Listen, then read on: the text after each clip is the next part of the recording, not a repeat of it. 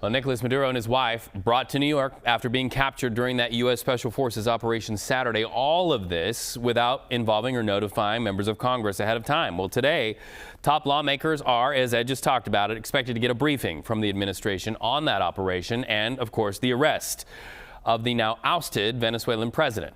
Let's go live now to Capitol Hill and CBS News Congressional correspondent Caitlin Huey-Burns. Caitlin, good to see you. So ahead of that briefing, what's been the general reaction so far to the administration keeping Congress out of the loop? Hey, Reed, it's great to be with you. Well, Congress is coming back into session today. At least the Senate is. The House will return tomorrow.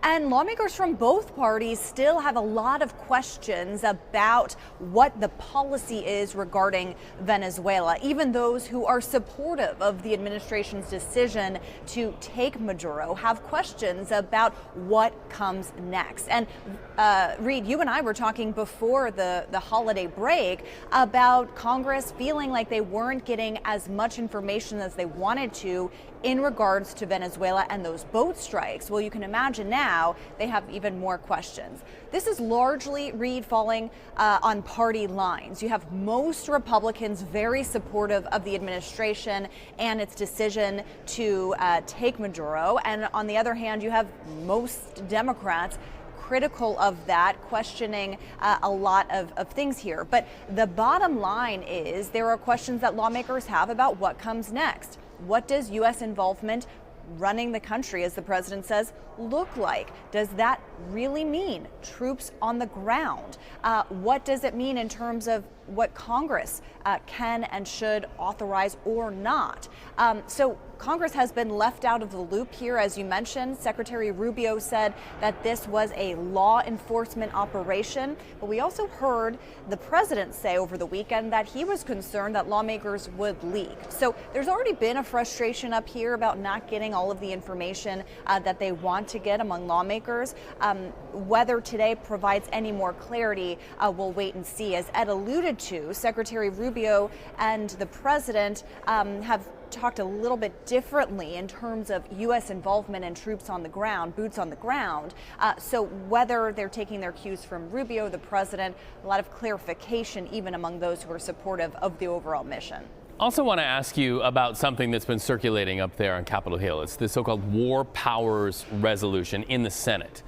What is it? Yeah. And if it's just a resolution, does it really have any teeth that can be applied to this situation?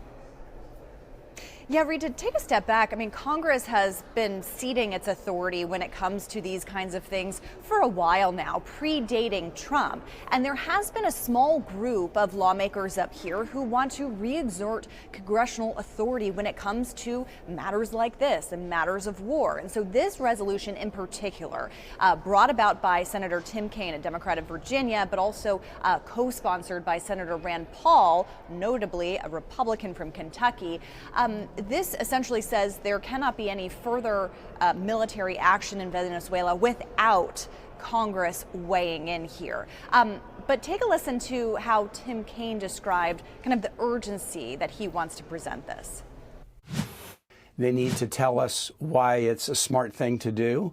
The U.S. invading another nation and knock over its leadership gives a green light to other dictators around the world like Vladimir Putin or Xi Jinping to do the same.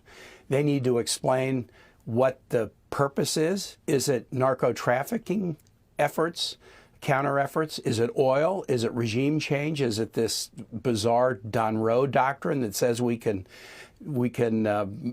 dominate all nations in the Americas?